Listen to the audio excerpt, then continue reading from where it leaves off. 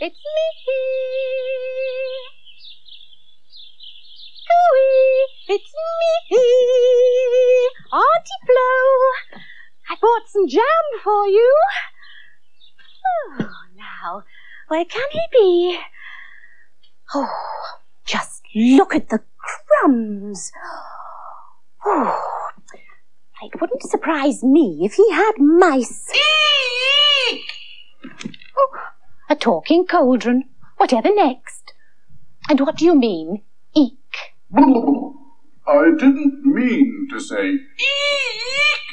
It's just that you frightened me, talking about, mouse. Oh, you don't mean to tell me you're afraid of mice? Eek! They get inside me and run around. They tickle. Eek! Fiddlesticks. Is that you, dear? Hmm? Oh, hello, Auntie Florence. How nice to see you. Magician. I've just been out for a walk. You still haven't tidied your room. Oh, is it untidy? I suppose it is a bit, isn't it? Crumbs everywhere. Oh, crumbs. It's no wonder you've got mice. Oh, a mouse hole. And I do believe I can see a mouse. Eek! What's the matter, Cauldron? He's afraid of mice. Poor Cauldron. And the mouse has made its hole right Magician, if you've quite finished talking to your cauldron, I'm going. So soon, Aunt Flo? I only popped in to bring you some homemade jam. Homemade jam? It's here on the table, next to the crumbs. Oh, I'm yes. sure the mice will enjoy it. Now, let's see. Where's this mouse? I'm sorry, Cauldron. But you know, Aunt Flo is right. This place is untidy. Look at all the crumbs and all this dust. And, oh no, I've got some up my nose. Achoo! Well, here we are. Who sneezed? Bless you. Oh, look. We've got mice. I do wish you'd stop saying that. What's the matter with him? He's afraid of mice. Oh. What are you saying about me? He just told me that you're afraid. Don't say it. Don't say it. Don't say what? Don't say mice. I'm frightened myself now. It's silly to be afraid of those little furry things with bright eyes and tails. There, I didn't say it. Cauldron isn't the only one to be afraid of them, you know. Really? Who else is there? Well, there's the Griffle for a start. But he's a monster. He can't be scared of mice. He is, though. Come and look.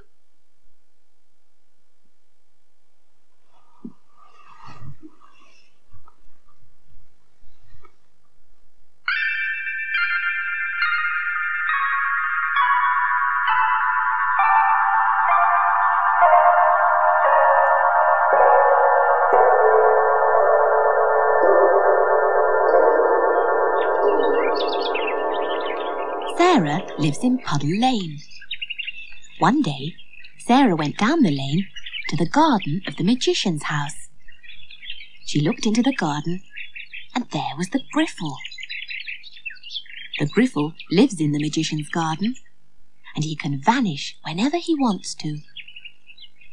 Sarah had never seen the Griffle before, but she knew who he was because her brother Davy had told her about him. "Hello, Griffle," she said. The Griffle was glad to see Sarah. They began to play hide and seek. Sarah hid first, behind a tree. But the Griffles soon found her. Then it was the Griffles' turn to hide. There was an old tree in the garden. It was hollow, so there was a space for the Griffle to hide inside. Only his tail was showing.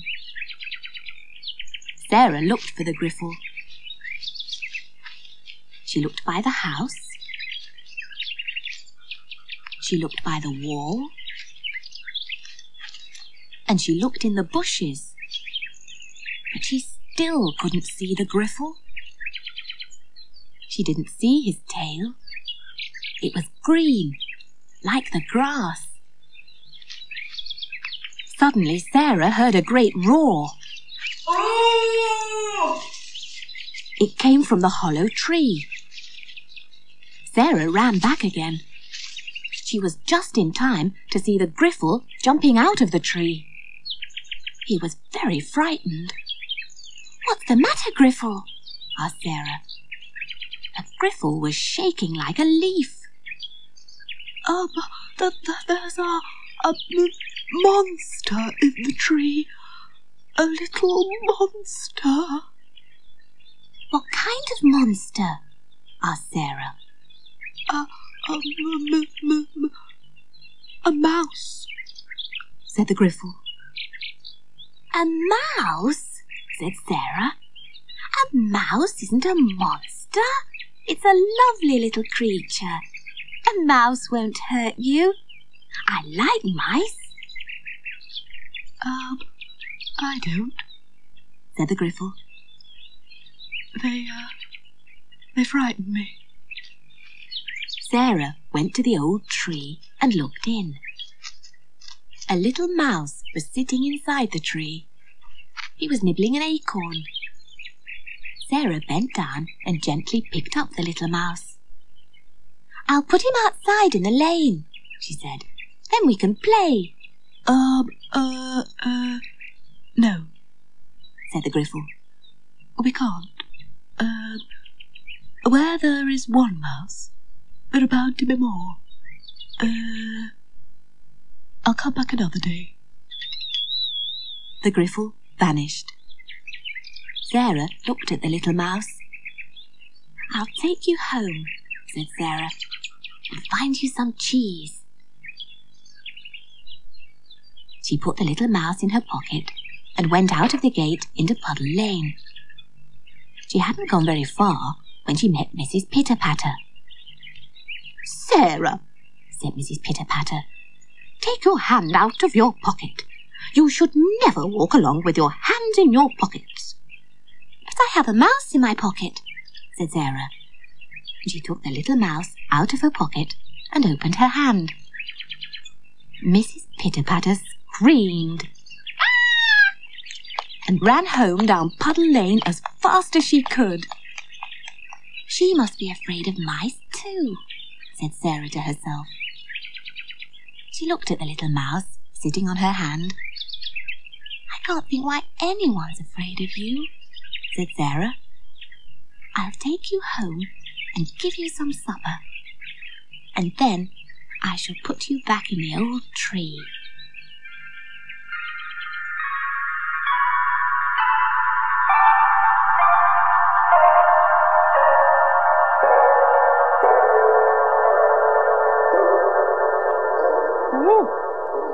So, Mrs. Pitter-Patter was afraid of the mouse as well as the Griffle.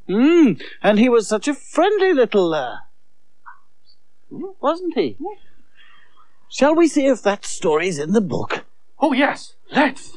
Right. Aha! Now, let me see. Sarah went down Puddle Lane and into my garden. And there she met someone. Now, who was it? Mrs. Pitter-Patter? No. Who did she meet in the garden? The Griffle! Good, that's right. And there he is. Now, what game did they play? Hide and seek? Good. And then the Griffle was frightened by a mouse. And there it is.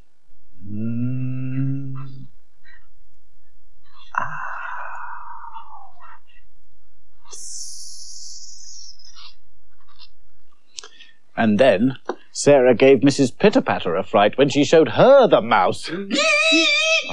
I wish you wouldn't keep saying that. I'm sorry, Cauldron. Now, what is the title for this story? Oh. What did the Griffle call the little... The little monster. That's right. And that's what this story's called. The Little Monster. They're not little monsters, though, are they? No, of course You're not. not a little monster, are you? I want a word with you, little, mouse. My name's Maple. Oh, that's nice. Anyway, Maple, I want a word with you. Just listen.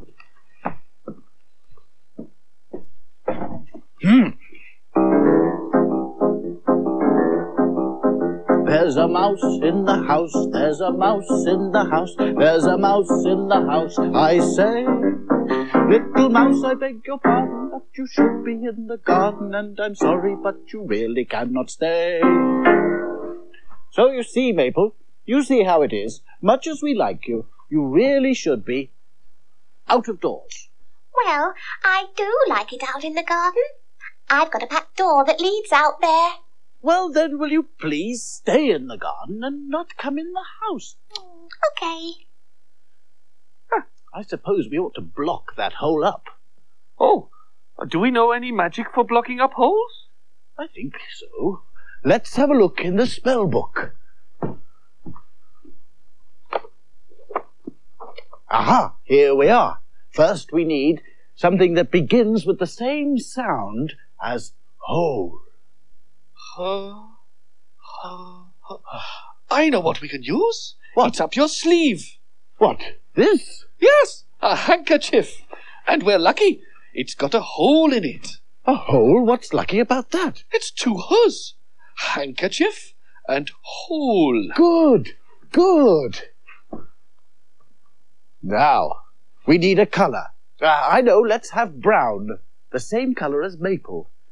Brown. Brown. Brown. Brown. A brown ball. A brown ball. There you are.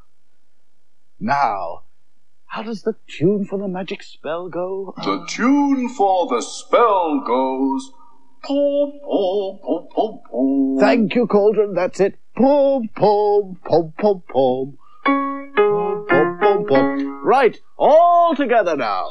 Pom, pom, pom, pom, pom. Good. Now the magic clap.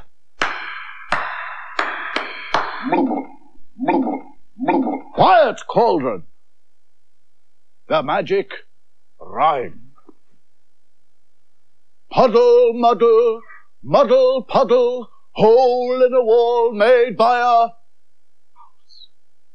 Muddle, puddle, puddle, muddle, a click of the fingers, and she's out of the house. Oh! Well, that seems to have done the trick. Now I suppose we ought to tidy up these crumbs. Why don't we go for a walk first? Oh, yeah.